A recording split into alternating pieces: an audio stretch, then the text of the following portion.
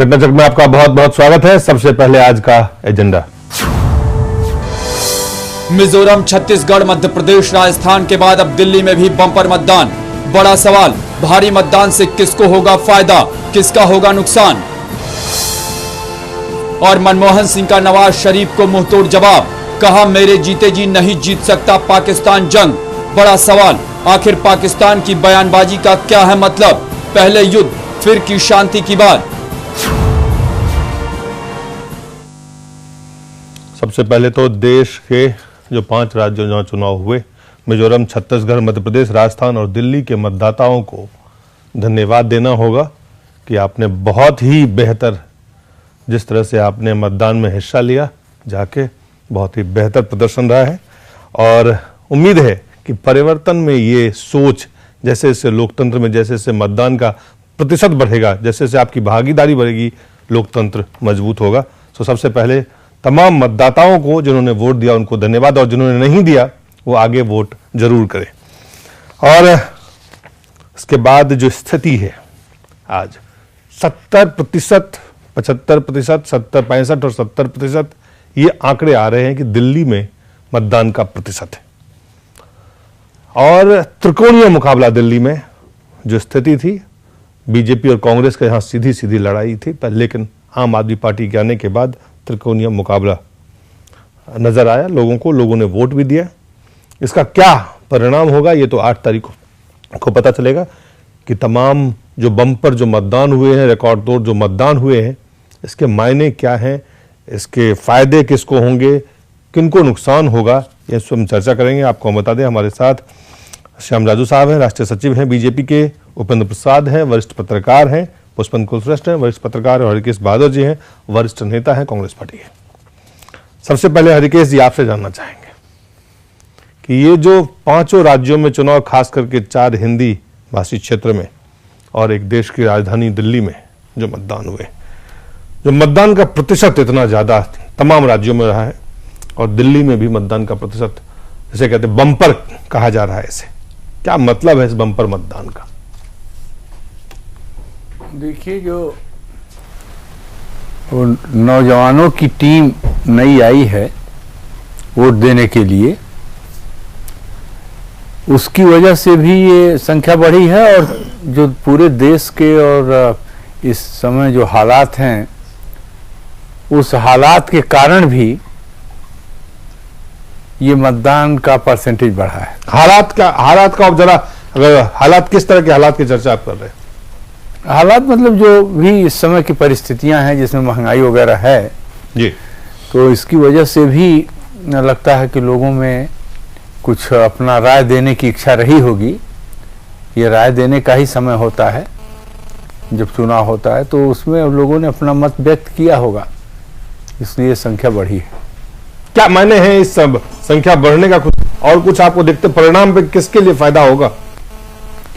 देखिए, अगर इन परिस्थितियों का असर पड़ा होगा लोगों के दिमाग पर, जो खासतौर से महंगाई वाली बात है, दिल्ली के संदर्भ में मैं बात कर रहा हूँ, जो ये आपका सब्जियों वगैरह के रेट बहुत ज़्यादा बीच में बढ़ गए थे, और ख़ासतौर से चुनाव के ही समय में, तो उसका तो असर जो पड़ा होगा वो कोई रूलिंग पार्टी के लिए बहुत फेवरेबल शायद ना हो। लेकिन अब तो खैर वोट पड़ चुका है, लेकिन हमारी अपनी समझ ये है कि उसका कुछ एडवर्स इफेक्ट जरूर पड़ सकता है। महंगाई को लेके लोग, श्याम जी, बहुत ज्यादा तादाद में लोगों ने मतदान किया है, और कहीं ना कहीं इसके कई मायने होते हैं, हम उपेंद्र जी से पूछेंगे। लेकिन अगर आप अपने तरह से देखते हैं तो कैसे देखते हैं इस भारी मतदान को, कैसे देखते हैं आप दिल्ली में? जो 5 राज्यों में अभी चुनाव हुए हैं, उसमें दिल्ली का वोटिंग आज हुआ।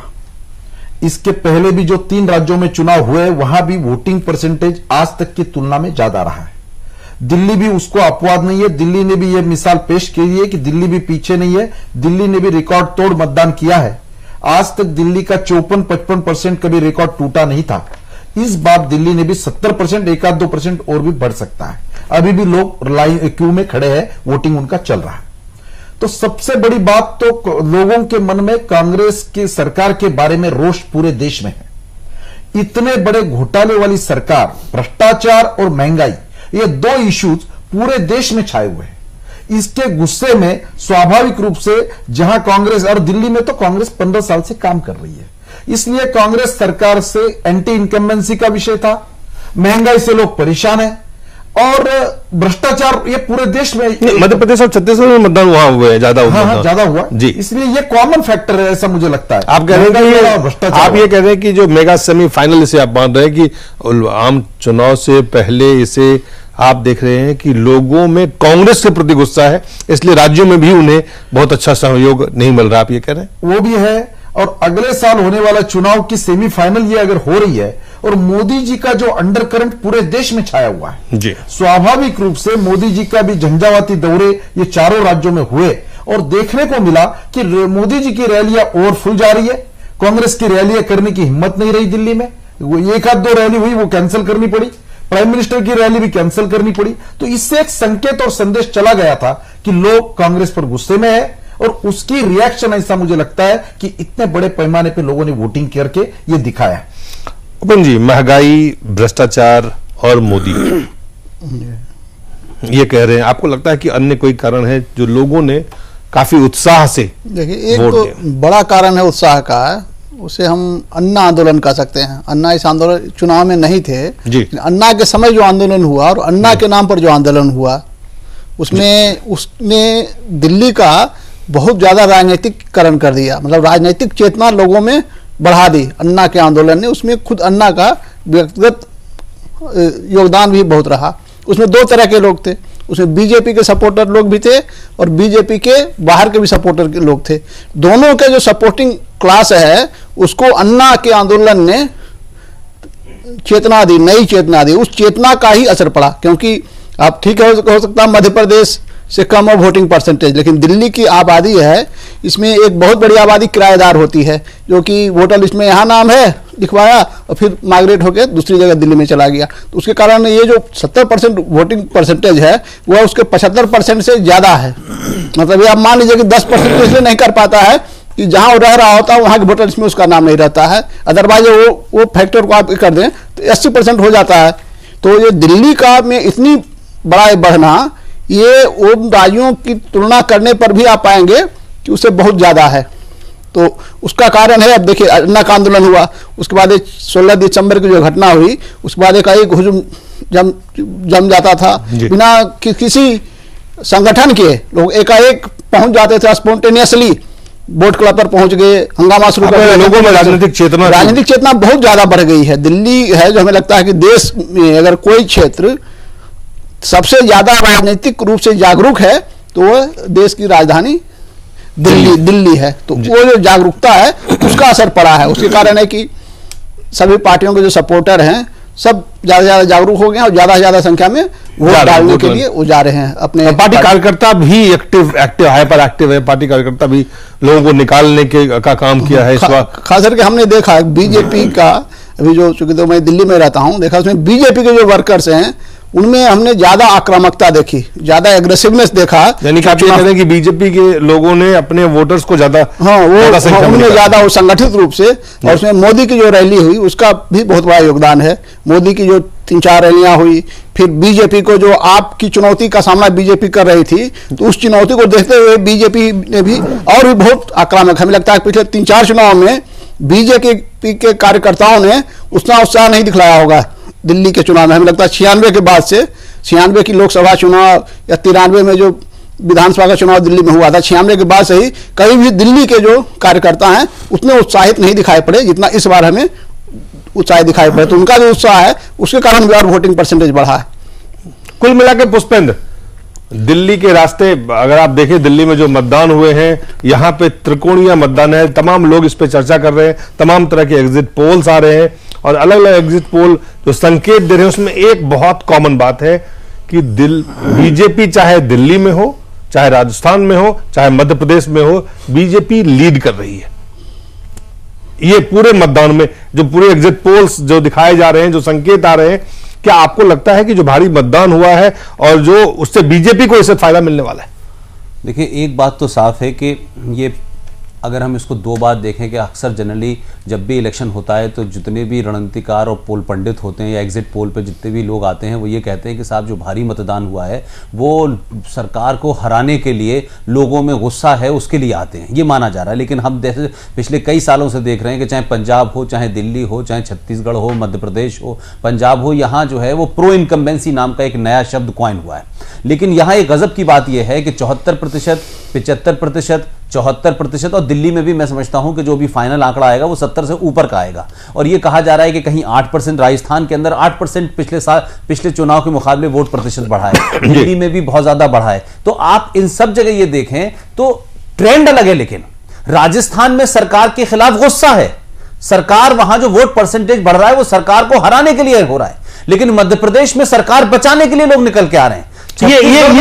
ये कहां से आप ये जो विश्लेषण है ये किस आधार पे है? नहीं, मैं वही कह रहा हूं जो अभी तक आप जिन पोल के जो एग्जिट पोल आ रहे हैं सारे अलग अलग एजेंसीज के, मैं इसको आज की डेट में मान रहा हूं। इसके बाद कल क्या होता है उस पर बहस हो सकती है। लेकिन आप ये देखें कि मध्य प्रदेश और खासतौर से राजस्थान के अंदर जो क्लीन स्वीप हो रहा है, जिसमें भारतीय जनता पार्टी को एक मेजर मार्जिन है, 80 सीटें हैं, और कहां भारतीय जनता पार्टी की जो है वो जो उसको 138 सीटें। तो मैं ये कह रहा हूं कि मध्य प्रदेश में पोलिंग बढ़ी और राजस्थान में जो पोलिंग बढ़ी, ये पोलिंग आप दो देखें ना कि एक तरफ भारतीय जनता पार्टी की सरकार है और एक तरफ कांग्रेस की सरकार है। तो अगर ये पोलिंग जो बढ़ी है, जो परसेंटेज बढ़ा है, ये राजस्थान में बढ़ा है सरकार को हराने के लिए, इसका मतलब है, और मध्य प्रदेश में बढ़ा है तो सरकार को बचाने के लिए बढ़ा है, क्योंकि वहां 143 सीटें थी मध्य प्रदेश में भारतीय जनता पार्टी की। और अभी तक के अगर हम एग्जिट पोल को देखें और आज तक अभी तक का अगर हम ये माने कि यही रिजल्ट रहने वाला है, मोर और लेस, उसमें प्लस माइनस हो सकता है, तो इसका मतलब है कि इन चारों राज्यों में जो पोलिंग परसेंटेज बढ़ी है, तो जहां जहां कांग्रेस है उसको हराने के लिए लोग निकले हैं, चाहे वो दिल्ली हो, चाहे राजस्थान हो, चाहे मध्य प्रदेश हो, चाहे छत्तीसगढ़ हो। तो ये इस बात का एक अजब ट्रेंड है कि आप ये नहीं कह सकते कि बढ़ी हुई परसेंटेज जो है वो एंटी इनकम्बेंसी या प्रो इनकम्बेंसी है। मुझे लगता है कि इसमें एक चीज जरूर साफ है कि पूरी की पूरी बढ़ी हुई पोलिंग परसेंटेज कांग्रेस के खिलाफ गुस्सा है लोगों में, कहीं वो कम है, कहीं वो ज्यादा है, लेकिन सब जगह इन लोगों ने, जहां उनकी सरकारें हैं वहां डबल गुस्सा है। आप ये कह रहे हैं जहां उनकी सरकारें हैं वहां डबल गुस्सा है। दिल्ली में 15 साल से शीला दीक्षित की सरकार है तो उनका, लेकिन हरिकेश जी, अगर दिल्ली को देखें और राजस्थान को देखें जहां कांग्रेस की सरकारें हैं और केंद्र में भी लगभग दूसरी सरकारें हैं, 10 साल की सरकारें रही हैं, वहां पर भी 15 साल से दिल्ली में है, राजस्थान में सरकार है, तो क्या जो लोग संख्या में, भारी संख्या में आ रहे हैं, वो क्या वहां के स्थानीय सरकार से गुस्सा है या केंद्र और स्थानीय मिलाकर के गुस्सा है?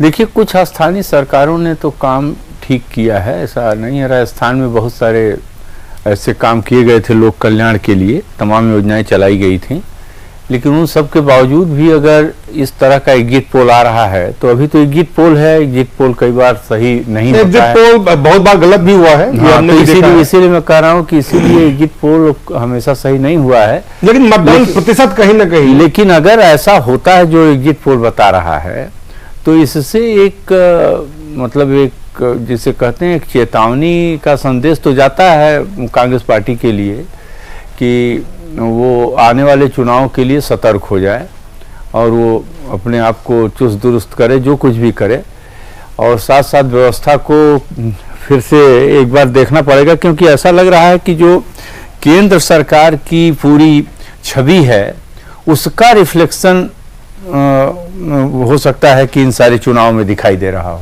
यह भी एक ज्यादातर लोगों का गुस्सा जो है, आपको क्या लगता है, दिल्ली में 15 साल में शीला दीक्षित का जो दावा था कि हमने देखो यहाँ पे काम विकास यहाँ दिखता है, ये वो दावा उनके जो प्रचार का माध्यम था, शीला दीक्षित उनकी स्टार कैंपेनर थी, जबकि बीजेपी की तरफ से नरेंद्र मोदी यहाँ पे लगातार रैली कर रहे थे, काफी रैली उन्होंने भी की। तो यहाँ पे जीत और हार को अगर देखें उपेंद्र जी, या अगर जो स्थिति को देखें, ज्यादा मतदान हुआ है, तो इसमें किसको, आपको क्या नरेंद्र मोदी के पक्ष में था या शीला के विपक्ष में था, हर्षवर्धन के पक्ष में था या शीला के विपक्ष में था, ये शीला के विरोध में वोट पड़ना है ये था, या जो स्थिति है बन रही है जो एग्जिट पोल कह रहे हैं? देखिए, हमें लग रहा है कि दिल्ली में जो चुनाव हुआ, खासकर दिल्ली विधानसभा का चुनाव, उसमें शीला दीक्षित से भी ज्यादा महत्व लोगों ने केंद्र सरकार को दिया है।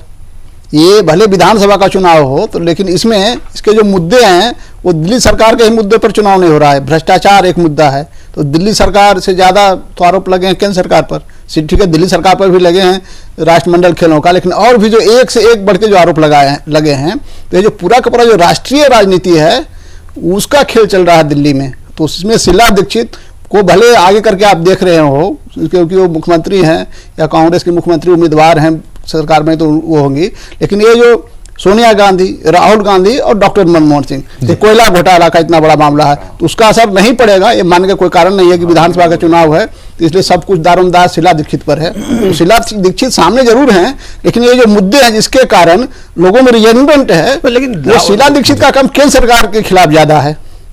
राजस्थान में क्या है, राजस्थान में क्या है, वहां पर आपको लगता है कि केंद्र सरकार, केंद्र सरकार के खिलाफ जो चला है आंदोलन, अन्ना का आंदोलन चला कि भाई जन लोकपाल बनाओ, और वो नहीं बना। जन लोकपाल ने क्या कि उसका जो अपना माहौल है जो देश भर में कांग्रेस के केंद्र सरकार के खिलाफ जो बना उसका खामियाजा, यहां तक कि ज्योतिरादित्य सिंधिया जो कि जिनकी छवि मानी जाती है कि साफ सुथरे छवि के मध्य प्रदेश में वो उनको उतारा गया कांग्रेस, लेकिन वहां भी कुछ फायदा नहीं दिख रहा है। जो कारण यही है, उसका कारण है कि ये जो चैलेंजेज आ रहे हैं केंद्र सरकार के सामने, ये जो उसको चुनौतियों का सही ढंग से सामना नहीं कर पा रहे हैं, जो इनसे सवाल पूछे जा रहे हैं उसका सही ढंग से जवाब नहीं दे पा रहे हैं। तो उतना बड़ा आंदोलन हुआ, तो उस आंदोलन पर आप कैसे रिस्पॉन्ड करते हैं पॉलिटिकली, तो उसका जो पॉलिटिकल रिस्पॉन्स है केंद्र सरकार का या जो पॉलिटिकल रिस्पॉन्स है कांग्रेस का, वह सही नहीं है, वो सटीक नहीं है। जनता को अपनी ओर खींचने के लिए भाई ठीक है आप जन लोकपाल नहीं दे सकते हैं, आप लोकपाल भी नहीं दे सकते हैं, लेकिन कोई दूसरे क्षेत्र में आप कहिए, प्रधानमंत्री कहते थे कि समस्या लीगल सिस्टम में है, लीगल सिस्टम करेंगे, लेकिन लीगल सिस्टम भी सुधारने के लिए कोई एक से एक बड़ा कदम उठा दी केंद्र सरकार, तब लगता है कि ये जो हो रहा है, लोगों की जो आवाज उठ रही है उसको सही ढंग से रिस्पॉन्ड कर रही है। लेकिन हमें नहीं लगता पिछले 3 साल से 2011 के जनवरी फरवरी महीने से ही आने लगा था, शशि थरूर से शुरू हुआ था आईपीएल घोटाला, लेकिन उसके बाद से एकदम इनएडिक्वेट इसको आप कह सकते हैं, अपर्याप्त, न काफी, उसका जो रिस्पांस रहा है एकदम अपर्याप्त रहा है। तो उसके कारण लोगों का गुस्सा बढ़ता जा रहा है केंद्र सरकार के प्रति, कांग्रेस के प्रति, यूपीएस के प्रति, तो उसका खामियाजा विधानसभा चुनाव में भी भुगतना पड़ रहा है। एक चीज है श्याम जी, आपसे आमतौर पर आप देखेंगे जब भी इस तरह के एग्जिट पोल होते हैं, जिस पार्टी के पक्ष में नहीं होता उस पार्टी को कहते नहीं, इस पे हमें प्रतिक्रिया नहीं देना है, ये हम अभी वी रिजर्व द राइट, हम जब चुनाव परिणाम आएंगे तब देंगे। आपकी इस वक्त क्या राय है, आपको क्या लगता है जो एग्जिट पोल आ रहे हैं चूंकि आपके पक्ष में है, आप इसलिए उसके पक्ष में हैं या और कोई कारण है कि आपको लगता है कि नहीं जो चुनाव हुए हैं, जो मतदान हुए हैं उसमें बीजेपी को बढ़त मिलेगी? कुछ माइनर परसेंटेज तो यह है कि उसमें कुछ गुंजाइश रहती है गलती होने की, पर आज तक ऐसा मेजर कोई डिफरेंस रहा है ऐसा मुझे नहीं लगता। सर्वेज हो, एग्जिट पोल हो, मैं आपको खाली उदाहरण दे सकता हूं, 2004 में देश के तमाम मीडिया का यह आकलन था कि NDA is coming back to power, और वो नहीं आया। गुंजाइश तो छोड़नी चाहिए। इमरजेंसी के भी टाइम इंदिरा जी को यही रिपोर्ट था कि सरकार वापस रिपीट होनी थी उनकी, पर वो नहीं हुई। वो तो आईबी की रिपोर्ट थी जी, वो इस तरह का एग्जिट पोल, इसलिए वो इतनी गुंजाइश छोड़ी तो भी आम जनता की नब्ज का पल्स इनके ध्यान में आती है, इसके बारे में दो राय हो नहीं सकती जी। जहां तक राजस्थान की हम लोग चर्चा कर रहे हैं, मुझे ऐसा लगता है कि वसुंधरा जी के कार्यकाल में जो राजस्थान की विकास की रफ्तार थी वो लोगों ने देखी थी, और उसकी तुलना अशोक गहलोत जी की सरकार से जब लोग करते थे तो 4 साल पहले राजस्थान सरकार एकदम धीमे गति से चल रही थी, सबसे ज्यादा क्रिमिनल, और वहां पर 4 मंत्रियों को इस्तीफे देने पड़े, जेल में जाना पड़ा। और 5वें साल में जब इलेक्शन का वर्ष आता है तो आप लगातार झड़ी लगाते हो घोषणाओं की, और उससे लोगों का सेटिस्फेक्शन नहीं होता। लास्ट ईयर में जो घोषणाएं होती है उसका क्रियान्वयन नहीं होता, लोगों को मालूम है कि ये इलेक्शन ओरिएंटेड घोषणा है, इसलिए। और दूसरी बात, पिछले टाइम हम राजस्थान में कम थे, पर बहुत ज्यादा कम भी नहीं थे, हम 80 सीटें जीते थे। इस बार जो रिएक्शन दिख रही है कि एकदम, एक सर्वे ने तो 147 जगह बीजेपी जीतेगी ऐसा अभी बताया है, तो मुझे ऐसा लगता है कि वहां के सरकार के खिलाफ, और पूरे देश में जो करप्शन के मामले कांग्रेस के है ही, वो पूरे देश में छाए हुए हैं, और उसका स्वाभाविक प्रतिक्रिया ऐसी है कि इस प्रकार का। पुष्पेंद्र, हम लोग अभी चूंकि मतदान प्रतिशत जनरली ऐसा भी देखा गया, जहां जहां कई बार हमने देखा है कि जहां मतदान प्रतिशत बढ़ा है वहां पे सरकार के खिलाफ भी परिणाम गए हैं, तो क्या मध्य प्रदेश और छत्तीसगढ़ इसका अपवाद क्यों नहीं हो सकता है? अपवाद क्यों हो सकता है? नहीं देखिए, मैं वही बात कह रहा हूं कि ये मैं तो आज तो हम जो डिस्कशन कर रहे हैं, अभी तक तमाम एजेंसीज ने जो अपने एग्जिट पोल पे कहा है, हम उसको एक बेस मान रहे हैं। अभी वो कल गलत भी हो सकते हैं, कल उस पर बहस हो सकती है, लेकिन मैं ये कह रहा हूं कि आप ये देखें कि राजस्थान और दिल्ली ये कांग्रेस के स्ट्रांग होल्ड थे, और जो राजस्थान में गहलोत साहब ने दवा बांटी, वो मुझे लगता है वो दवा का असर मरीज पे सही हुआ नहीं। और दिल्ली के अंदर 15 साल खुद शीला दीक्षित और 10 साल ये आप एग्जिट पोल को आधार मान के कह रहे हैं। मैं आज का डिस्कशन जो है वो एग्जिट पोल के आधार पे बात कर रहा हूं मैं जी। हो सकता है कल इसमें अलग फेर हो सकता है, मेरा कहने का मतलब ये है। तो मैं ये कहना चाह रहा हूं कि आप ये देखें कि मैंने पहले भी कहा कि आज एग्जिट पोल चारों राज्यों में भारतीय जनता पार्टी को लीड दे रहे हैं। मेरा कहना है कि अगर हम इस मुद्दे को थोड़ी देर के लिए हटा दें, लेकिन यह जरूर साफ हो रहा है कि इन चारों राज्यों में कांग्रेस पार्टी के प्रति लोगों में गुस्सा है। राजस्थान में अलग तरीके से है, छत्तीसगढ़ में अलग तरीके से है, मध्य प्रदेश में अलग तरीके से है, और दिल्ली में इतना बुरा हाल है कि एक पार्टी जो अभी 6 महीने पहले पैदा हुई थी, जो अब तक के एग्जिट पोल हैं वो बताते हैं कि कांग्रेस पार्टी उससे के बिल्कुल बराबर में खड़ी हुई है, और हो सकता है फाइनल रिजल्ट में थोड़ा ऊपर नीचे भी हो जाए। मेरा दूसरा सवाल यह है कि बार बार बहुत सारे लोग जो मोदी के प्रशंसक भी हैं, और बहुत सारे लोग जो जिनको मोदी से इतनी हेट है कि वो मोदी का किसी भी तरीके से अच्छाई में नाम ही नहीं लेना चाहते। इस पोल परसेंटेज बढ़ने से श्याम जी जाजू बैठे हैं, मैं इनके मुंह पे एक बात जरूर कहना चाहता हूं कि जहां तक मेरा असेसमेंट है कि जब तक नरेंद्र मोदी दिल्ली के प्रचार में शामिल नहीं थे, दिल्ली की जो राजनीति भारतीय जनता पार्टी की थी उसमें ऐसा लगता था कि बहुत दूर है, ये खड़ी ही नहीं हो सकती। जो 23 सीटें पिछले बार थी इनकी, उसे मेंटेन नहीं कर पाएंगे। तो जिस तरीके से नरेंद्र मोदी के कंधे पे दिल्ली का चुनाव लड़ा गया, नरेंद्र मोदी करने डॉक्टर हर्षवर्धन को लाने से हुआ। हर्षवर्धन वॉज वन फैक्टर, लेकिन आप ये देखें कि हर्षवर्धन, ये दोनों निर्णय आप दो देखें, लेकिन आप एक बात ये भी देखें कि नरेंद्र मोदी को जिस तरीके से दिल्ली में उतारा गया, जिस तरीके से नरेंद्र मोदी को ताबड़तोड़ तरीके से छत्तीसगढ़ में एक दिन में 6-6, 7-7 रैलियां की, उतनी रैलियां नरेंद्र मोदी ने मध्य प्रदेश में नहीं की। और ये 2 जगह थे जहां मामला डावाडोल था। मैं ये मानता हूं कि दिल्ली में नरेंद्र मोदी ने भारतीय जनता पार्टी जो बिल्कुल हाशिए पे थी इस पूरे इलेक्शन के अंदर, उसको न सिर्फ जिंदा किया बल्कि अपने तमाम भाषणों से और जो वोट परसेंट बढ़ाया उससे आज नंबर 1 की स्थिति में पहुंचा दिया, जो पोल एग्जिट कहते हैं। और दूसरी बड़ी बात यह है कि राहुल गांधी, सोनिया गांधी और मनमोहन सिंह, ये 3 स्टार प्रचारक जो थे, उन्होंने, किसी ने कहा कि इन चोरों को निकालो, किसी ने कहा इनको ये वर्ल्ड चैंपियन है करप्शन में। तो मुझे लगता है कि जो लोगों से उनका कम्युनिकेशन था, जो वो इंटरेक्शन था, वो पूरी तरीके से कम्युनिकेट नहीं हुआ, सफल नहीं हुआ। चोरों की बात को निकालने की बात थी, कौन चोर है वो निकल गया कि नहीं निकला, भ्रष्टाचार के बारे में बात की, मनमोहन सिंह ने भी बहुत सारी बात की। तो इन 3 जो कांग्रेस पार्टी के स्टार प्रचारक थे, उसमें मैं मनमोहन सिंह को भी छोड़ दूं और सोनिया जी को छोड़ दूं, तो राहुल गांधी एक बार फिर पंजाब, बिहार और उत्तर प्रदेश की तरह से कंप्लीटली फेल होते नजर आते हैं मुझे। राहुल गांधी पे चर्चा करेंगे, लेकिन उससे पहले रिकेश जी आपसे मैं एक सवाल पूछना चाहता हूं कि शुरुआत में जब चुनावी जो अभियान का शुरुआत अगर देखें तो उस समय कांग्रेस की स्थिति दिल्ली में कम से कम बेहद मजबूत, शीला दीक्षित नंबर 1, उसके बाद आम आदमी पार्टी और बीजेपी के बीच में ऐसा लग रहा था कि आम आदमी पार्टी ने बीजेपी का वोट काटना है और वो एंटी इनकम्बेंसी वोट जो सरकार के विरोध में है उसको काटेगी, तो उससे कांग्रेस जीतेगी। ये कयास लगाए जा रहे थे। धीरे धीरे स्थिति में बदलाव आया, चाहे वो नरेंद्र मोदी के कारण हो या चाहे डॉक्टर हर्षवर्धन के कारण हो। क्या कारण रहा है इसमें आपके हिसाब से? मैंने आपको पहले ही सब बता दिया है, लेकिन उसमें शायद आपने हमारे जवाब में अपने प्रश्न का उत्तर नहीं ढूंढ पाए तो दोबारा आप फिर हमसे पूछ रहे हैं जी। जिस कयास की बात आप कर रहे हैं वो कयास स्थिति की बात मैं कर रहा हूं। जो आपने एक फैक्टर तो कहा उस कयास के बारे में जी, लेकिन उसके साथ साथ दूसरे भी फैक्टर साथ साथ चल रहे थे, क्योंकि आप एक ऐसी पार्टी के रूप में इमर्ज हुई है अन्ना के आंदोलन के बाद। यद्यपि अन्ना उसके साथ सीधे नहीं जुड़े हुए हैं और कहीं से भी कह सकते हैं आप नहीं जुड़े हैं, लेकिन उनकी छाया तो उस पर पड़ी ही है। तो उसके बाद से समाज का जो कमजोर वर्ग है, जिसके लिए कांग्रेस ने बहुत वर्षों से काफी काम भी किया है, उस वर्ग के लोगों में भी आप पार्टी के प्रति एक हमदर्दी देखी गई, क्योंकि सड़कों पर जो लोग सफाई वगैरह का काम कर रहे थे, हमको कुछ लोगों ने बताया, बहुत जिम्मेदार लोगों ने, कि वो आम आदमी पार्टी की टोपी पहन करके सफाई का काम कर आम आदमी पार्टी से कांग्रेस को नुकसान हुआ? तो सुनिए, नहीं वही हम आप आ रहे हैं, अब थोड़ा टाइम दीजिए, सबकी बात सुने, हम तो बहुत कम बोले हैं जी, और हम ज्यादा बोलना भी नहीं चाह रहे हैं। नहीं आप पूरी बात बोलो।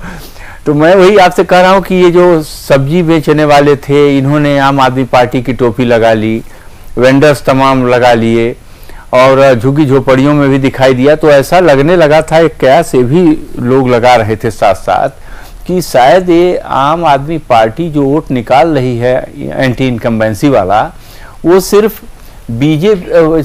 बीजेपी को ही नहीं नुकसान पहुंचाएगी, वो लगता है कुछ कांग्रेस का भी वोट निकाल रही है। तो अब तो इलेक्शन हो चुका है, जो वोट निकलना था बीजेपी का निकला या कांग्रेस का निकला, जो भी निकला वो निकल चुका। अब एग्जिट पोल के जो नतीजे आए हैं, अगर इसकी समीक्षा आप कर रहे हैं तो दो ही बात हो सकती है, या एग्जिट पोल बहुत हद तक सही है या एग्जिट पोल सही नहीं है। दो बातें ही हो सकती हैं। मैं कंक्लूड करने जा रहा हूं, सुन लीजिए जी। एग्जिट पोल को भी ये देखा गया है कि कई बार एकदम सही आया है और कई बार बहुत गलत आया है। जैसे एक उदाहरण आपको दे रहा हूं, 2012 में जो उत्तर प्रदेश का इलेक्शन हुआ, तो किसी एग्जिट पोल ने यह नहीं कहा कि मुलायम सिंह यादव को 225 सीट मिलेगी। बिल्कुल। लेकिन एक चीज आपको मैं बताऊं, वो अपना वो नहीं बताऊंगा सोर्स जी, लेकिन आपको ये बताऊं, हमसे किसी ने कहा, हमने पूछा कि कितनी, कोई बहुत आदरणीय व्यक्ति थे, उनसे मैंने पूछा कितनी सीट आपको लगता है कि सपा को मिल जाएगी उत्तर प्रदेश में। तो उन्होंने हमसे कहा कि 208 से 225 सीट के बीच मिलेगी। तो मुझे बड़ा आश्चर्य हुआ, मैंने कहा कि कैसी बात कर रहे हैं, 208 से 225 के बीच मिलेगी, क्योंकि कोई भी 125, 150, मैक्सिमम 170 से आगे कोई मुलायम सिंह नहीं तैयार, मुलायम सिंह नहीं तैयार थे। दूसरे दिन काउंटिंग हुई तो हम सब लोग, जैसे आज दोपहर में हमारी बात हुई है और कल सुबह से काउंटिंग थी, हम लोग काउंटिंग देखने लगे तो जो रिजल्ट आ रहे थे दोपहर तक, ऐसा लग रहा था वही 135, 40, 50 तक रहेगा। वो 208 से 225 की बात जो उन्होंने बताई, वो हमको नहीं लगा कि ये सही है। शाम होते होते 4 बजे जैसे बाढ़ का पानी बढ़ता है नदी में, ऐसे ही वो बढ़ना शुरू हुआ, और जब 208 पहुंचा तो मैंने एक अपने मित्र को टेलीफोन किया जो मेरे साथ वहां गए हुए थे ये बात सुनने के लिए। तो उनसे मैंने कहा भाई तो 208 पहुंच गया, तो उन्होंने कहा पहुंच तो गया। उसके बाद और लगातार बढ़ता ही गया, बाद में 226 हो गया, उसके बाद थोड़ी ही देर में बताया कि नहीं अब 225 हो गया जी। तो जो बोले थे 208 से 225 तक सीट मिल सकती है, वो 225 हो गई जी। तो कोई एग्जिट पोल ये नहीं बताया था। ये कौन सा एग्जिट पोल था जिसने हमको ये बताया था? मैं आपको एकदम वाकई ऐसी सरप्राइजिंग बात बता रहा हूं। मैंने कहा आपसे सोर्स नहीं डिस्क्लोज करूंगा जी, लेकिन ये हुआ तो वो कोई एग्जिट पोल नहीं था, क्या किसी ने हमें कह दिया था, हो गया जी। क्या कहना चाह रहे थे इसमें? इसके तो मैं कह रहा हूं कि इसलिए किसी भी बात पर आप बहुत सर्टेन नहीं हो सकते। पता नहीं एक्चुअली क्या होने जा रहा है, वो तो अब 8 तारीख को ही पता चलेगा। ये मैं कहना चाह रहा हूं एक्चुअली क्या होने जा रहा है, क्योंकि जो उन्होंने उदाहरण दिए, जो उन्होंने एग्जिट पोल के, और ये सही भी है। आपको लगता है कि जो एग्जिट पोल या जो संकेत आपको मिल रहे हैं, इसलिए अनसर्टेनिटी आंकड़ों के बारे में रह सकती है जी। कोई आंकड़ा 1-2 से कम ज्यादा हो सकता है, उतना डिस्काउंट देना चाहिए, पर ओवरऑल ट्रेंड जो है, कांग्रेस पिछड़ती जा रही है, आपने अपना प्रेजेंस बताया है, और भारतीय जनता पार्टी की बढ़त हो रही है। ये तो कोई नकार नहीं सकता, ये कॉमन फैक्टर है सभी इसमें, इसलिए इसको कोई नकार नहीं सकता। ये देश का संकेत है, संदेश है जी। ये देश का संकेत है, संदेश है। नरेंद्र मोदी जी का जो आगे की यात्रा आपको दिख रही है, अगर ये संकेत है जो श्याम जी कह रहे हैं यहां से, तो उसमें डॉक्टर हर्षवर्धन या फिर वसुंधरा राजे या डॉक्टर रमन सिंह या शिवराज सिंह, ये तमाम ऐसे नेता भी हैं जिनकी अपनी भी अच्छी छवि भी है और अपनी उनकी पकड़ भी है। और तो इसको कितना प्रतिशत माना जाए कि ये नरेंद्र मोदी के कारण से हुआ है, केंद्र की विफलता के कारण हुआ है, या कितना प्रतिशत, कैसे आप देखते हैं, पूरे आकलन कैसे करेंगे इसको? स्थानीय नेतृत्व का, अब नरेंद्र मोदी हैं वो बीजेपी के हैं, बाकी और सब नेता भी बीजेपी के हैं। तो एक तो पार्टी है, पार्टी का एक अपना महत्व होता है और पार्टी के कारण ही नेता का भी महत्व होता है। तो बहुत मामले में तो आप नरेंद्र मोदी को शिवराज सिंह चौहान से अलग करके नहीं देख सकते। नरेंद्र मोदी को वसुंधरा राजे सिंधिया से भी अलग करके नहीं देख सकते। बहुत समय है कि आप नरेंद्र मोदी के कारण वहां पे अटैक काफी नरेंद्र मोदी हैं जो एक नेशनल फिगर हो गए हैं, उनकी सभा में भीड़ बहुत आती है और वो जो भाषण देते हैं उसको बहुत ज्यादा प्रसारित किया जाता है। मतलब वो ऐसी वाणी है बीजेपी की जो कि करोड़ों तक एक साथ पहुंचती है। ये उनकी विशेषता है और उनकी खासियत है। लोग उनको सुनना चाहते हैं, उन जो भी है उन अपने भाषण का उनके पार्टी संगठन, उनके स्थानीय नेतृत्व और महंगाई और तमाम चीजों पे मोदी जो है एक नरेंद्र मोदी ज्यादा भारी आपको नजर आ रहे हैं। नरेंद्र मोदी का है वो तो भारी इसलिए पड़ गया कि वो बीजेपी के नेता है, इसलिए नहीं कह सकते हैं कि बीजेपी से अलग उनका कोई एग्जिस्टेंस अगर अब माना जाए तो ये गलत होगा। अब चूंकि बीजेपी के नेता है, बीजेपी एक संगठित पार्टी है और उसका पूरा फोर्स नरेंद्र मोदी के साथ है। नरेंद्र मोदी को उसका फायदा मिलता है और नरेंद्र मोदी का फायदा पार्टी को मिलता है। नरेंद्र मोदी का फायदा दोनों एक दूसरे दोनों बीच में अन्योन्य आश्रय संबंध है। नहीं कह सकते हैं कि ये उनको लीड कर रहे हैं तो ये कोई रुकी हुई गाड़ी है जिसको ये चला रहे हो जी, अरे वो नहीं रहते तो वो गाड़ी नहीं चलती। लेकिन ये है कि सही है, छत्तीसगढ़ में और खास करके दिल्ली में जो धुआंधार प्रचार हुआ है नरेंद्र मोदी का, इससे बीजेपी को फायदा हुआ है। मार्जिनल फायदा भी जब 2%, 3%, 4% का हो जाता है तो हार जीत तो उसी से होती है, मार्जिन से ही होती है। कहीं 6,000 से हार जीत होती है, 5,000 से होती है। तो उसमें जो फाइनल आप कहिए कि अंतिम जो गोल करने का मामला है तो गोल करने का श्रेय नरेंद्र मोदी को दिया जा सकता है। एक बात पूछना चाहेंगे, आप देखें कांग्रेस के कैंपेन को अगर आप देखें तो आपको लगता है कि कांग्रेस पार्टी कहीं ना कहीं चुनाव अभियान के दौरान कंफ्यूज थी? आप देखें शुरुआत में आप देखें तो लैंड एक्विजिशन और फिर फूड सिक्योरिटी बिल पे उन्होंने फोकस किया।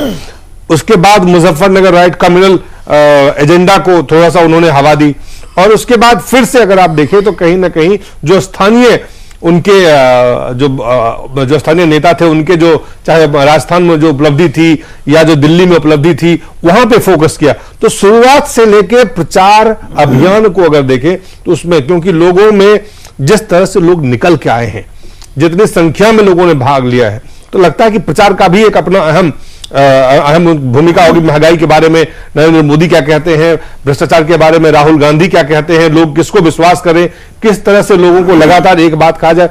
तो प्रचार को लेकर क्या कांग्रेस पार्टी की रणनीति में आपको खामी नजर आ रही? एक तो चीज बिल्कुल साफ है कि कांग्रेस पार्टी ने जो प्रचार की जो बात आपने शुरू में कही कि शुरू में जब इलेक्शन की तरफ चल रहे थे तो फूड बिल और लैंड बिल और आरटीआई और कांग्रेस ने ये अधिकार दिया और कांग्रेस ने थाली दी, आधी रोटी खाएंगे या पूरी रोटी, ये तमाम सारी बातें शुरू में चली।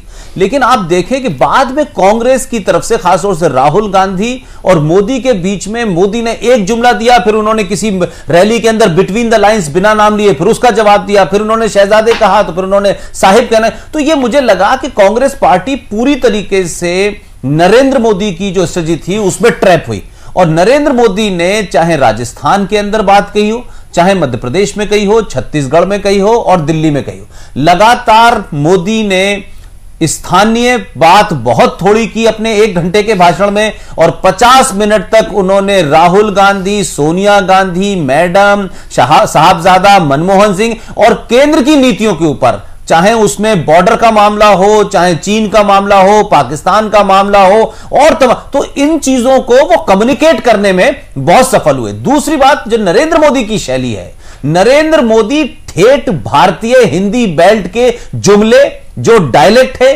प्रेजेंटेशन है, वॉल्यूम का ऊपर नीचे करना है, उसमें वो बहुत शार्प है। वहीं आप देखें कि राहुल गांधी बीच में ऐसा लगा कि कहीं राहुल गांधी नरेंद्र मोदी की इस आक्रामक शैली के अंदर फंस गए और कई बार उन्होंने आस्तीन चढ़ा करके ये कहा इन चोरों को बाहर निकालो। तो ये जो शैली है जिसमें वो कुछ ऐसा नहीं कह पाए कि जिसमें लोगों को तर्क लगता, महंगाई पे वो चुप रहे। उन्होंने एक जगह जाके मध्य प्रदेश में कहा कि भारतीय जनता पार्टी ने भ्रष्टाचार में वर्ल्ड रिकॉर्ड बनाया। अब ये लोगों के गले नहीं उतर रहा कि ये उस पार्टी का उपाध्यक्ष कह रहा हो जिसके जमाने में, जिसकी पार्टी की सरकार हो, लाखों करोड़ों खरबों अनगिनत लेके घोटाले हो। तो ये बड़ी अजीब सी लोगों को बात लगी। तो एक तो कम्युनिकेशन का प्रॉब्लम रहा, दूसरे कोई भी कांग्रेस की तरफ से इन 3 लोगों के अलावा कोई भी ऐसा नहीं था कि कि जो बड़बोलेपन में, चाहे वो कपिल हो चाहे मनीष तिवारी हो, इनके बयानों से जितना कांग्रेस को और सरकार को नुकसान हुआ, वो भी राहुल गांधी और मैडम सोनिया गांधी को बर्दाश्त करना पड़ा। लिहाजा न तो आक्रामक शैली है,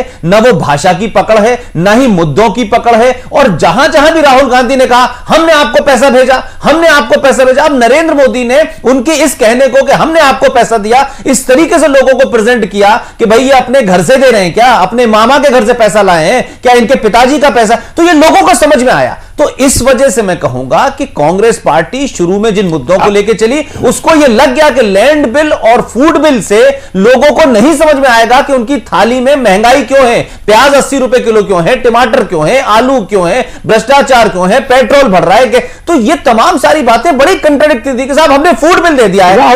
राहुल जो प्ले कर रहे थे एक तरह से कि सरकार में जो खामियां थी उनको भी कहीं ना कहीं, महंगाई को भी वो कह रहे थे, भ्रष्टाचार के भी आक्रामक तो थे, लेकिन लोग उनको शायद उस चीज को स्वीकार नहीं कर रहे थे कि आप सत्ता में बैठे हैं 10 साल से, आप ही सवाल पूछ रहे हैं। असल बात है कि राहुल गांधी ने जो स्ट्रेटजी बनाई, पता नहीं उनकी अपनी स्ट्रेटजी थी या किसी ने उनको बताया था कि वो थे इनसाइडर, लेकिन अपने को आउटसाइडर पोज करके पॉलिटिक्स करना चाह रहे थे कि वो है सरकार के अंदर, लेकिन वो विपक्ष की वाणी बोलना चाह रहे थे। लेकिन उनको ये नहीं लग रहा था कि अब ये इंडिया 60s में नहीं है, 70s में नहीं है, इंडिया के जो लोग हैं उसमें जागरूकता बहुत बढ़ गई है। तो अगर आप पक्ष में सत्ता में बैठे हुए सवाल नहीं पूछ सकते, सवाल जवाब देना होगा। आप बतला रहे हैं कि व्यवस्था बनाएंगे। ये जो उपेंद्र भाई कह रहे हैं कि भाई आप जब एक बिल को नॉनसेंस बता के फाड़ सकते हैं और उसको इंप्लीमेंट करा सकते हैं, पूरे सरकार पूरी पार्टी एक शब्द में 2.5-3 सेकंड के अंदर नतमस्तक हो गई, तो राहुल गांधी ने इस भ्रष्टाचार के ऊपर नॉनसेंस कब कहा, राहुल गांधी ने महंगाई पर नॉनसेंस कब कहा, तो लोगों को लगा आप दिखावी खेल कर रहे हैं, असली जगहों को छुपाने की कोशिश कर रहे हैं। और आप विपक्ष की भूमिका जो उपेंद्र भाई कह रहे हैं, आप ये लेने की कोशिश कर रहे हैं कि हम सत्ता में तो है, लेकिन सत्ता को भी हम जो है डांट सकते हैं, लेकिन जहां डांटने का समय आया, जहां कुछ करने का समय आया, वहां नजर नहीं आया।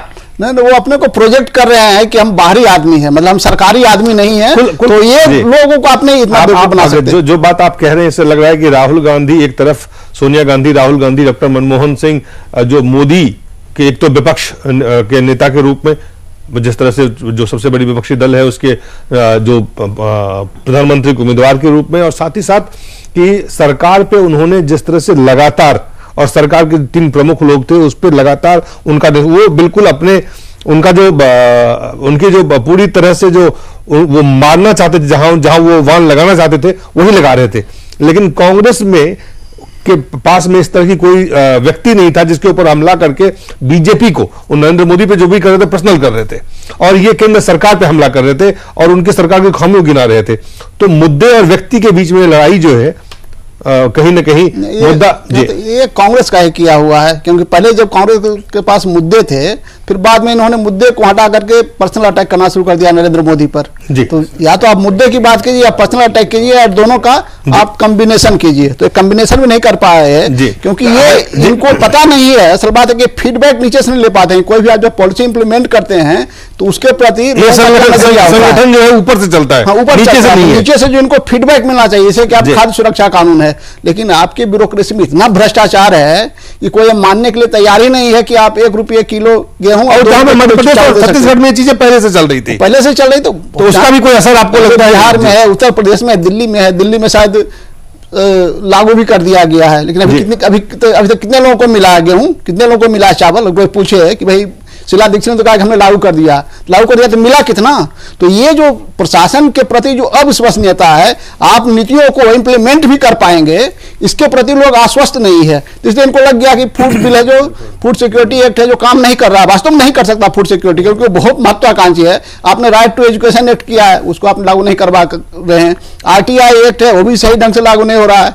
तरह तरह से जो RTI एक्टिविस्ट है उस पर हमले हो रहे हैं, सही ढंग से जवाब नहीं दिया जा रहा है, बहुत सी बातों को कोर्ट द्वारा दबा दिया जाता है। कुल मिला करके आप ये देखें, आप ये केंद्र सरकार की जो पूरी, और जो कांग्रेस की केंद्रीय नेतृत्व आप कह रहे हैं टॉप से चल रहा है, नीचे से कोई फीडबैक नहीं था, ग्राउंड से कनेक्ट कांग्रेस नहीं थी। हरिकेश जी, कांग्रेस ग्राउंड से कनेक्ट, कांग्रेस लीडरशिप और ग्राउंड के बीच में जो कार्यकर्ता, उनके बीच में तारतम्य नहीं है, उनके बीच में संदेश नहीं है, उनके बीच में सामंजस्य नहीं है, वो नीचे से नहीं ऊपर से पार्टी चल रही है। देखिए, ये जो आप बातें कर रहे हैं, इन सब चीज़ों की समीक्षा चुनाव का जब पूरा नतीजा आ जाएगा तब करना ज़्यादा आसान होगा, वाजिब होगा।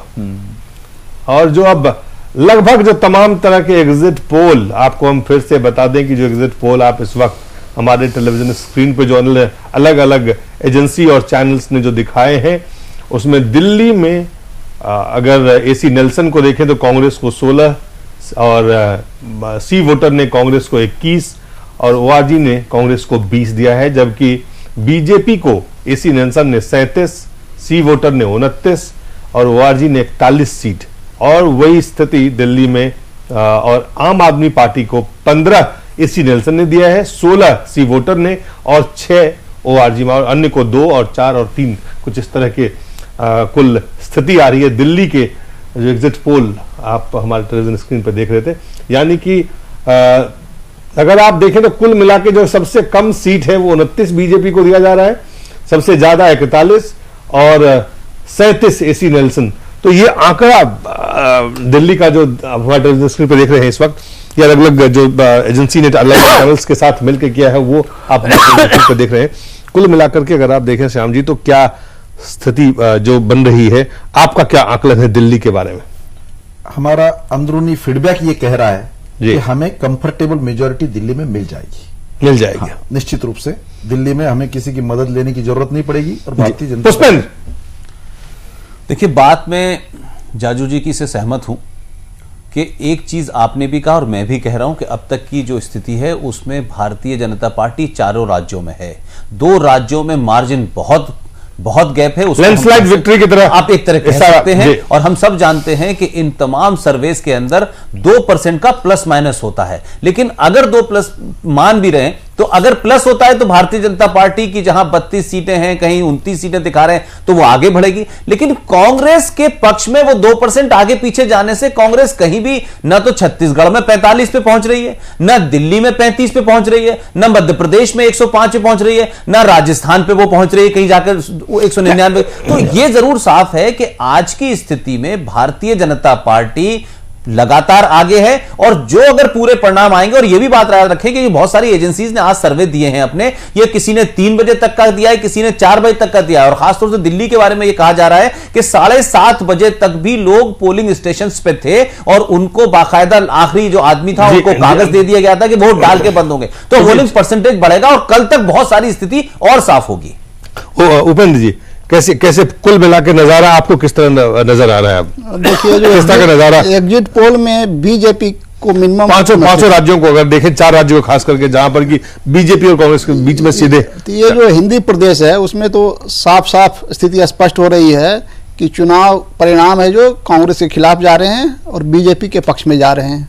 ये चारों राज्यों का ये निष्कर्ष है। एक छत्तीसगढ़ में मामला लगभग बराबरी का है, लेकिन फिर भी हमें उसमें लग रहा है अभी सारे है जो कुछ एक नहीं बल्कि 3-4 जो है सब बीजेपी को ही आगे बढ़ा रहा है। लेकिन हमें लग रहा है कि वो अंत में बीजेपी को ही 1 सीट 2 सीट 3 सीट जो भी हो बीजेपी की वहां बढ़त हो जाएगी। और दिल्ली की जहां तक बात है तो दिल्ली में नंबर 1 पार्टी रहेगी, इसमें कोई शक नहीं है। हो सकता है मेजोरिटी से कुछ सीटें कम हो तो फिर हो सकता है कि मेजोरिटी भी, आपको लगता है मेजोरिटी भी आ सकती है। 41 सीटें दे रही है ओआरजी, 41-29 तो आप अपर लिमिट रख लीजिए 41 और लोअर लिमिट रखिए 29, इसी के बीच में सीटें रहेगी। मतलब ज्यादा भी हो सकती है, 50% उम्मीद है कि कुछ नीचे भी आ सकती है, लेकिन हमें लगता है कि सिंगल लार्जेस्ट पार्टी होने के कारण सरकार इसी की बन जाएगी। बहुत कम शब्दों में आप किस तरह से देख रहे हैं कि पूरा नजारा किस तरह से, क्या रुझान जो इस वक्त मैं क्या एग्जिट पोल कह रहे हैं, जो एग्जिट पोल के रुझान है वो परिणाम में आपको तब्दील होते हुए दिखाई दे रहे हैं 8 तारीख को? मैं उपेंद्र भाई की बात से सहमत हूं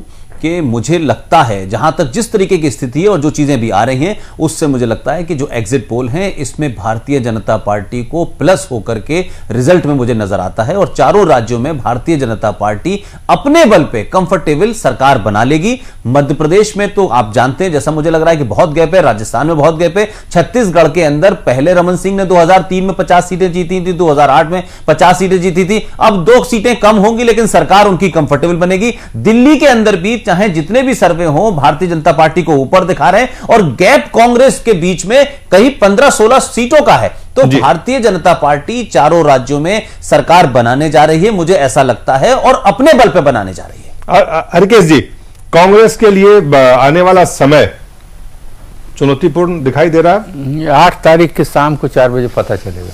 8 तारीख के शाम को, बिल्कुल। दिलीप, एक बात और मैं कहना चाहता था, श्याम जी बैठे हुए हैं, कि अब जो कांग्रेस के प्रति अगर हम ये मान भी लें फॉर थोड़ी देर के लिए सपोजिट कि ये जो रिजल्ट में कन्वर्ट होता है, तो क्या लोगों का कांग्रेस के प्रति गुस्सा निकल गया, उनका जो गुबार था वो बाहर आ गया, और अब से 6 महीने बाद दिल्ली की 7 सीटों पे और छत्तीसगढ़ की 11, मध्य प्रदेश की 29 और राजस्थान की 26 सीटों पे लोकसभा में क्या यही स्थिति रहेगी, या तब परिणाम कुछ बदले हुए होंगे? ये भी एक बड़ा उनकी सवाल है। सरकार बनेगी और एक बार जीतने के बाद जो थोड़ा रिलैक्स होता है, श्याम जी आप लोग थोड़ा ये कैसे जो पुष्पेंद्र कह रहे हैं, जो आपसे पूछ रहे हैं। 2014 के चुनाव में मोदी जी के नेतृत्व में भारतीय जनता पार्टी जो मैदान में उतरने जा रही है, उनका रास्ता प्रशस्त करने का काम ये चारों राज्यों के चुनाव के रिजल्ट करने जा रहे हैं, और जनता का यही मैसेज है, यही संदेश जी। और एक छोटे से ब्रेक के बाद, बहुत कम समय रह गया, हमें पता है ब्रेक हमें लेना पड़ गया, लेकिन पाकिस्तान के प्रधानमंत्री और भारत के प्रधानमंत्री के सवाल जवाब जो हुए हैं, बयान जो हुए, इस पर चर्चा करेंगे बहुत कम समय में, एक छोटे से ब्रेक के बाद।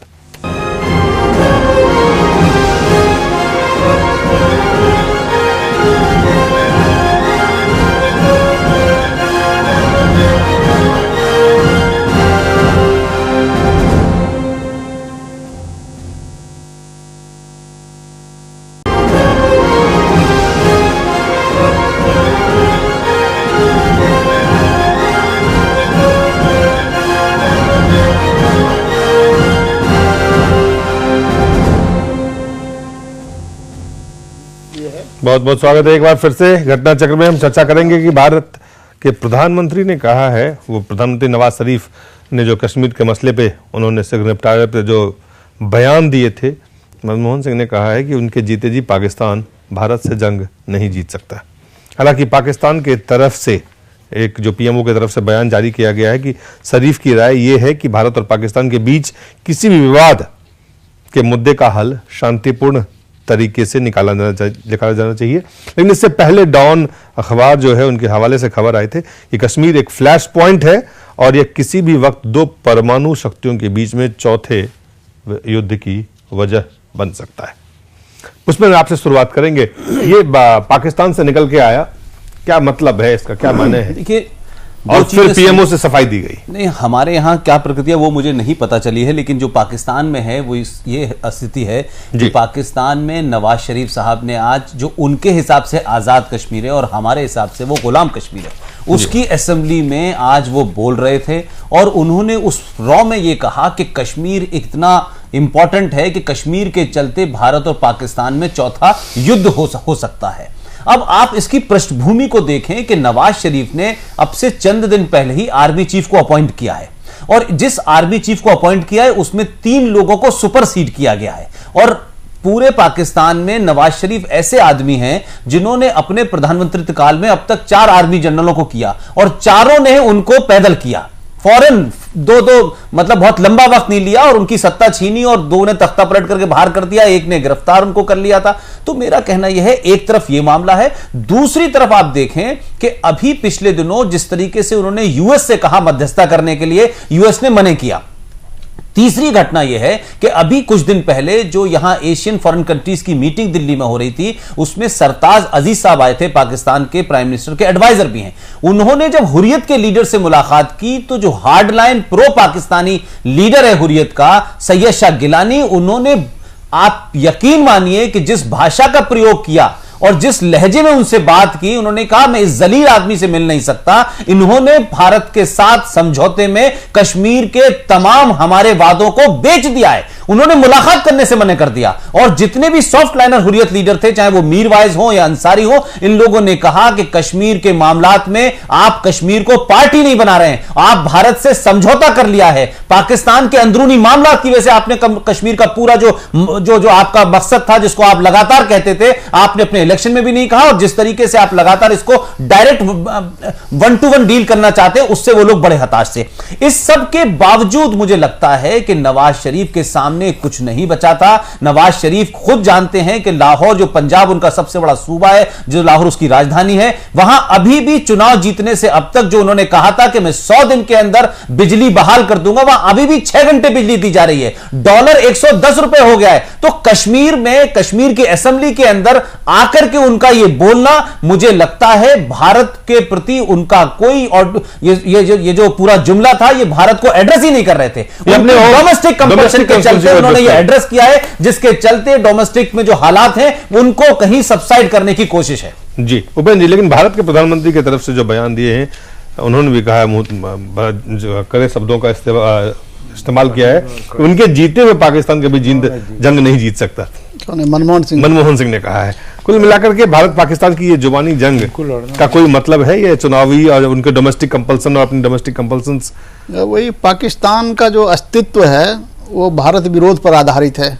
जिस रोज पाकिस्तान भारत का विरोध करना बंद कर देगा, तब उनके नेताओं को लगता है कि हमारा पाकिस्तान ही खत्म हो जाएगा। तो जब अंदरूनी संकट आता है तो इस तरह के, तो वो भारत करना शुरू करते हैं, कश्मीर करना शुरू करते हैं, फिर बदलाना शुरू करते हैं उसी के आधार पर। तो ये बहुत लंबे समय से चल रहा है। श्याम जी को पहली बार प्रधानमंत्री मनमोहन सिंह का बयान ठीक लगा होगा, आपको लगा होगा कि चलिए प्रधानमंत्री जी, घिसे पीटे बयान पाकिस्तान के विषय में कांग्रेस वाले आज तक देते आए हैं। नहीं, प्रधानमंत्री मनमोहन सिंह का जी, उसमें आज का बयान कंपेरेटिवली बेटर है जी। नवाज शरीफ जी के बारे में तो उनके कथनी और करनी में कायम अंतर रहा है। जब घुसपैठ की समस्या हुई कारगिल की, तब भी वो पाकिस्तान का नेतृत्व कर रहे थे। अभी भी कश्मीर की समस्या अंतर्राष्ट्रीय मंच पर ले जाने की उनकी मंशा है। वहां के आईएसआई के माध्यम से, वहां की सेना के माध्यम से वो ये बातें कर रहे हैं। और जब से वो सत्ता में आए हैं, तब से भारत पर आतंकवादी हमले बढ़ गए, एलओसी का कंट्रोल तोड़ रहे वो, और बोलने की भाषा एक और अलग करने की भाषा एक, ये उनका आज तक का व्यवहार रहा है। इसलिए उन पर कोई भरोसा नहीं कर सकता। उन पर भरोसा, हरिकेश जी बहुत कम शब्दों में कैसे देखते हैं इस लास्ट पॉइंट को? नवाज शरीफ के बारे में मैं यही कह सकता हूं कि जब वो चुने गए थे तो उनकी बातों से ऐसा नहीं लगता था कि वो भारत के साथ कोई संघर्ष बढ़ाने वाला काम करेंगे। लेकिन पुष्पेंद्र साहब सहमत है कि उनके आंतरिक मामले का, लेकिन मूल बात यही है जो अभी हमारे पूर्ववर्ती वक्ताओं ने कहा कि उनका जो डोमेस्टिक प्रॉब्लम है उसको वो एड्रेस कर रहे हैं उन शब्दों में जी। और सबसे बड़ी बात यह है कि उनकी बात सुन करके सबको आश्चर्य हुआ कि अचानक उनको ये क्या आ गया कि इस तरह की बात करने लगे। और साथ साथ ये भी बात करते हैं कि बातचीत से होगा। तो उनको, हमको लगता है उनको पूरा एहसास है कि लड़ाई लड़ करके वो भारत के साथ समस्याओं का समाधान नहीं कर पाएंगे, लेकिन अपने लोगों को बताने के लिए सब बोल रहे हैं। चलिए बहुत बहुत धन्यवाद हरिकेश जी, पुष्पेंद्र जी, उपेंद्र जी, श्याम जी, आपका बहुत बहुत धन्यवाद। आप सब लोगों का बहुत बहुत धन्यवाद।